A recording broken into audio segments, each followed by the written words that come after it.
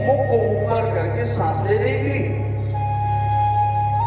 जब वह बच्चा सम्रासुर ने फेंका तो ईगल नाम की जो मछली थी वो मुख खुला था, सांस ले रही थी, और उस मछली के मुख से मछली के पेट में चला गया वह बालक। जब वह बालक चला गया तो मछुआरों ने जाल को फेंका था, मछुआरों ने जाल को फेंका था मछली पकड़ने के लिए। अब संजोगा गति ऐसा है कि वही मछली उस जाल में फंस गई, और जब फंस गई तो मछुआरों ने ले जाकर के राजा सम्रासुर के यहाँ, राजा सम्रासुर के यहाँ यह मछली को पहुंचा दिया। और जब राजा के यहाँ वो मछली, राजा के यहाँ जब वो मछली पहुंच गई तो उस राजा के यहाँ जब मछली पहुंची तो जब मछली का पेट चीरा गया तो उस मछली के उदर से, पेट से एक नवजात शिशु निकला।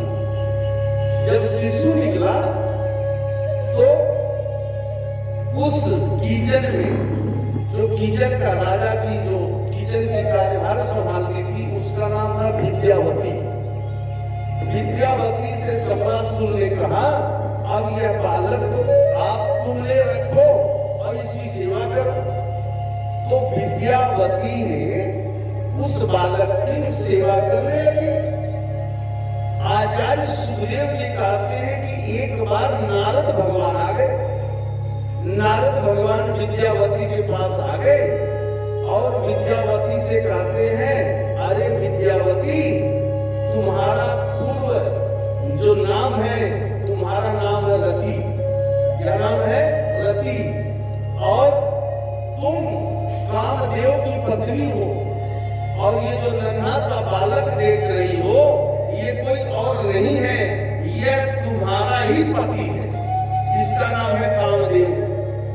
तो कामदेव, क्योंकि याद करो जब बाबा भोले जी तप कर रहे थे उस समय कामदेव बाबा भोले जी के पास गए थे जगाने के लिए, लेकिन उसी समय भगवान भोलेनाथ ने अपने तीसरे नेत्र से कामदेव को भस्म कर दिए थे। जब सीवती सर नयन उघारा निरकत काम भयहु जरि छारा। जब सीवती सर नयन उघारा निरकत काम भयहु जरि छारा। भगवान भोले जी को जब जगाने के लिए कामदेव गए, उसी समय भगवान भोलेनाथ, भगवान शंकर ने कामदेव को भस्म कर दिए थे। हे रति, ये तुम्हारा पति है। नारद भगवान विद्यावती यानी उसका नाम रति, रति से कहते हैं कि ये तुम्हारा पति है, और ये कृष्ण का तनय पुत्र, ये वरदान मिला था कि भगवान कृष्ण के प्रथम पुत्र कामदेव बन करके आएंगे, और इन्हीं का नाम है प्रद्युम्न।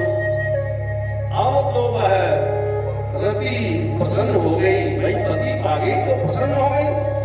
धीरे धीरे अब उस पति को, अपने पति को भोजन आदि कराने लगे, और धीरे धीरे जब बड़ा हो गए प्रद्युम्न जी महाराज ने, तो एक दिन रति अपने कामदेव यानी पति से कहती है कि आप कृष्ण भगवान के, रुक्मिणी महारानी के आप पुत्र थे।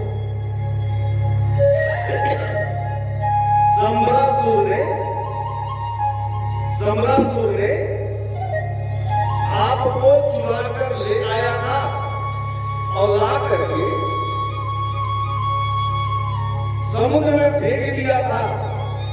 और जब समुद्र में फेंक दिया तो मछुआरों ने जाल को फेंका था। मछली के उदर से आप बाहर आए, जब पेट चीरा गया तो उसमें आप प्रादुर्भाव हुए। तो कामदेव से रति कहती है, मैं आपकी पत्नी हूं, मेरा नाम रति है। भगवान भोले जी, भगवान शंकर ने जब श्राप दिया था उस समय आप जल गए थे, तो ये भगवान कृष्ण के प्रथम पुत्र के रूप में आए हैं।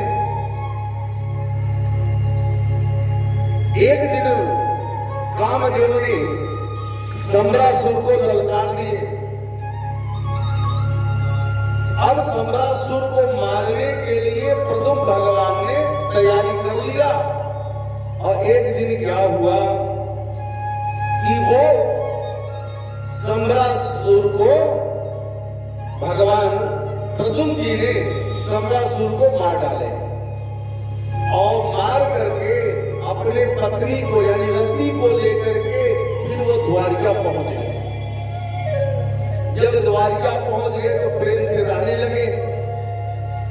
अब आचार्य सुखदेव जी महाराज कहते हैं कि भगवान को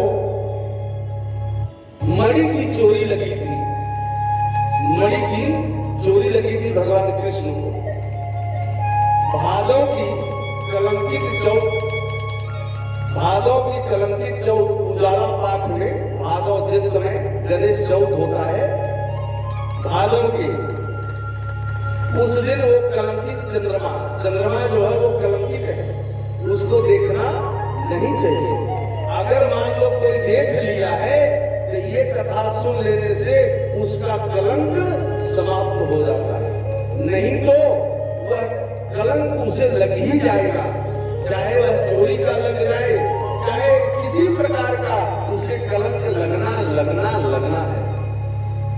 इसलिए कलंक को समाप्त करने के लिए भगवान कृष्ण को कलंक लगे। क्या लगा? व्यास जी महाराज कहते हैं, आसीत सत्राजितः सूर्य भक्तस्य परम सखा प्रीतस्मै मणिं प्रादात् सूर्यास्ततुष्ट समयन्तकम्। एक दिन की बात है, भगवान अपने सभा में बैठे हुए थे।